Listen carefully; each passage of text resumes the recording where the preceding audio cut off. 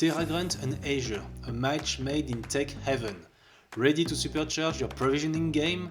Buckle up because in just a few minutes you're about to discover the game-changing secrets behind efficient Azure resource management with Terragrunt. This is your weekly tech revelation, folks. Don't blink or you might miss it.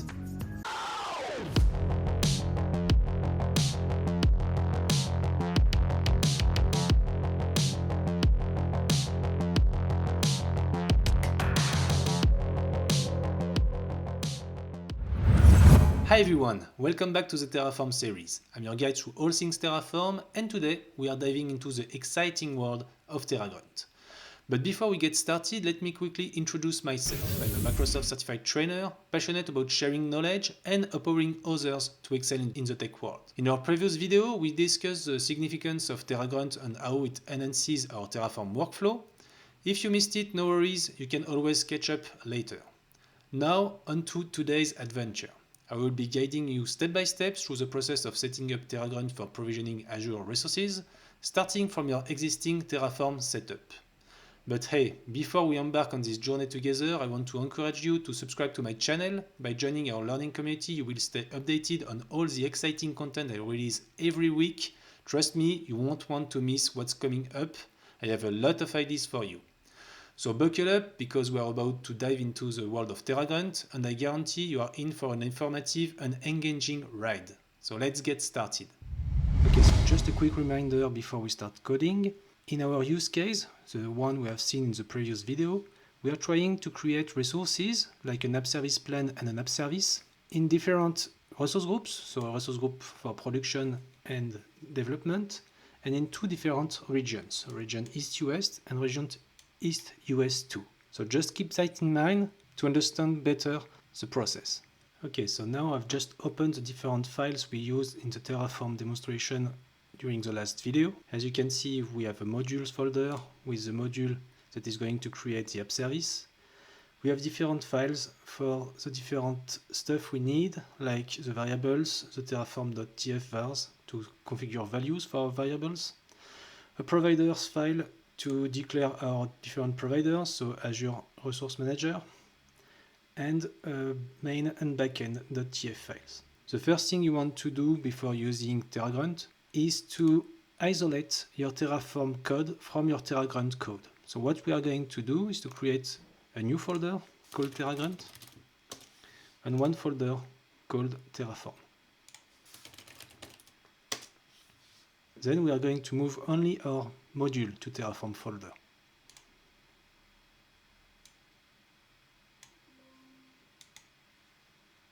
We can delete this folder. And we can delete all the terraform.tf files. Everything will be managed by Terragrunt. You can also keep them as a backup, of course. But now we have isolated our Terraform code from our Terragrunt code. We can now create our folder architecture for Terragrunt. So what we want to do is to create a folder called dev and a folder called prod. We could also have started by east to west and then dev and prod. It depends on how you want to manage your resources, of course. In the dev folder, I will create east to west and east to west 2 folders. Same thing for prod.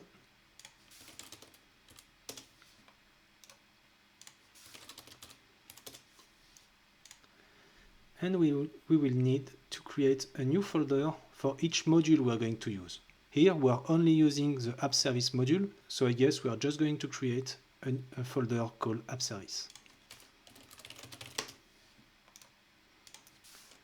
For each region and each environment.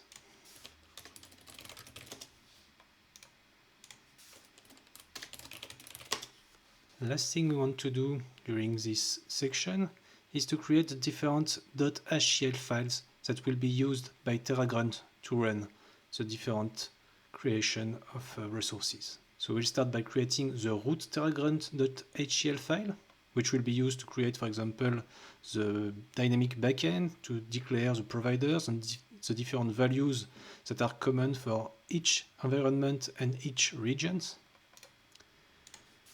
terragrunt.htl. And what we want to do now is to create HCL file for each level in order to be able to configure resources and configuration for each region, each app service, and each environment. So at the bottom, I'm going to create a terragrunt.htl file too. And now we're going to create a file for each region with the following name, region specific.htl, just to be sure about the name we are going to use. And same thing for each region, so I can copy, paste.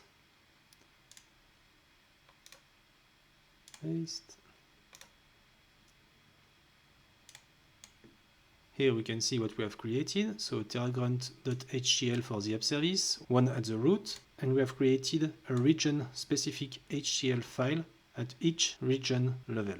Now same thing for environment, so a file for dev and prod. So prod, I will create a new file called env-specific.htl. Same thing for dev. So here is what you should have for your Terragrunt folder. A Terragrunt HCL for each app service, a region specific for each region, and an env specific for each environment. And also the Terragrunt.htl at the root. Before I move on, let's talk about something exciting, building a learning community. Whether it's Azure, DevOps, or Terraform, my channel is your go-to resource. If you are enjoying this content and want to join a passionate community mastering these tools, hit subscribe below.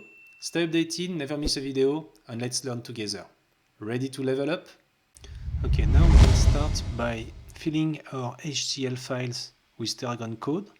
So the easiest one to begin with are region and environment, because in those two files we are only going to collect the current region and the current environment we are running Terragrunt for. If you remember my previous video, in order to run Terragrunt, you have to go to a directory and run the command terragrunt plan or terragrunt init commands. And in our use case, we are going to go, for instance, in the dev east to west app service folder and run terragrunt init and terragrunt plan apply commands.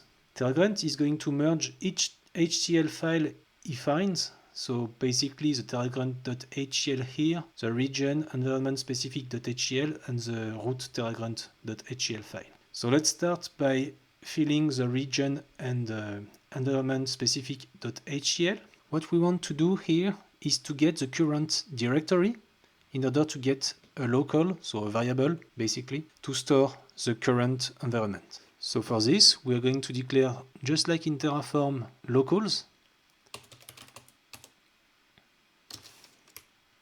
with a locals block and add a local called environment. The name will be the Terragrunt directory we are in, and for this we are going to use the following function. Base name get terragrunt dir. With this we have the current environment. In our use case it's a dev environment. We'll do the same thing for the region file.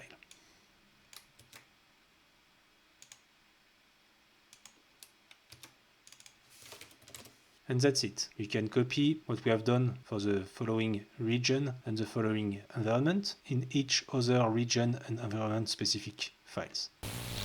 Now we can configure the module terragrunt.htl file. So this one. First thing we want to do is to load the root terragrunt file. So the terragrunt.htl, which is common to each of our environment and regions, just to be sure to load it when we are going to run Terragrunt. So we just copy that kind of block, so include root with the path terragrunt.htl in a parent folder. Then a good practice would have been to move the Terraform folder to a specific repository, but for this demo we are going to let it as a folder. And what we want to do now is to create a Terraform block just to call our module.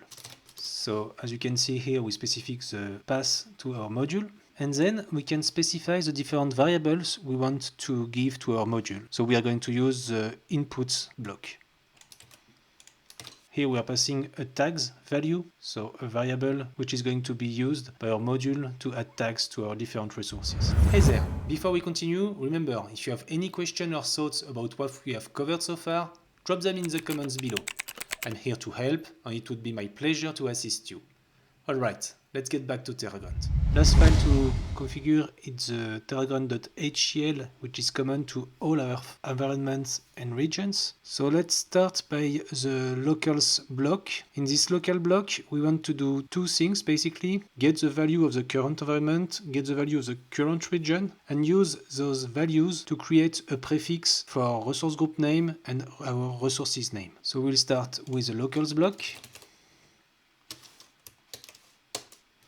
And the first thing we are going to do is to read the environment specific file. For this, we are going to use that kind of code. We are reading the file in the parent folder called environment specific, and then we create an environment local called environment, which is going to be the value in the environment specific file through the local called environment. So with this new local environment, we have the value we add in the environment specific file. Same thing for the region, and now we can create our prefix using these two locals. Now that we have our prefix, we can declare our resource group name. We'll use the prefix -rg name, and we have finished with the local block. In our use case, our app service name is common through all regions and environments, so we are going to declare an input block as we have done in the terragrunt.htl at the app service level, and we are also going to create the resource group name and resource group location input to give the value based on the prefix we have just declared. And you can see that the resource group name and resource group location will be based on the region and on the resource group name, so on the prefix too. So here, for all regions and environments, we are able to create an input block common with a dynamic value. We're going to use the same logic to create our different backends, and for this we are going to use a generate backend block in which we are going to configure the different resource group name, storage account name, and container name because our TF state is located in a storage account in Azure. As you can see here, we create a backend.tf through the Terragrunt, and we are able to use variables to create dynamic backends, which is something you will never be able to do on Terraform with the current version of Terraform. So that's pretty useful because we are going to have a TF state for each environment and each module and each region. Finally, we want to declare our providers. So we use the same logic. We are going to use a generate block, and we are going to add the following code. So nothing very special here because it's common for each environment, but we can imagine that we are now able to change the version of our provider for each region and environment. Okay, now testing. I have already created a storage account for our dev east to west environment with a container called tfstate. What we are going to do now is to use Terragrunt commands to provision our infrastructure. So I go to the following directory, Terragrunt dev east to west app service, and run the Terragrunt init command. It's going to initialize the backend, and we can now run the Terragrunt apply command just to test our code. We can now say yes, and it's going to create three resources: the service plan, the resource group, and the app service. If we go to the Azure portal in the resource groups menu, we should see our resource group dev east to west resource group with the different resources. Alright folks, that wraps up our journey through provisioning Azure resources with Terragrunt. Let's quickly recap what we have covered. So firstly, we learned the importance of separating Terraform code from Terraform configurations for better organization and maintainability. Next, we delve into understanding the file structure, which can be a bit tricky at first, but it's crucial for smooth operations. Then we tackled the customization of infrastructure for different environments, ensuring flexibility and consistency across the board. Lastly, we explored the dynamic backend management, a powerful feature that streamlines our workflow. I want to extend a massive thank you for joining me on this adventure. Remember, stay safe out there and keep exploring the vast world of cloud infrastructure. And until next time, take care and see you soon. Hey, thank you so much for dropping by my channel today. Here are some other videos that may interest you. Don't forget to hit the subscribe button to be informed of the weekly updates. Let's keep growing a fantastic learning community together. My goal is to assist as many people as possible on their cloud and DevOps learning journey. That's it, take care and see you next time.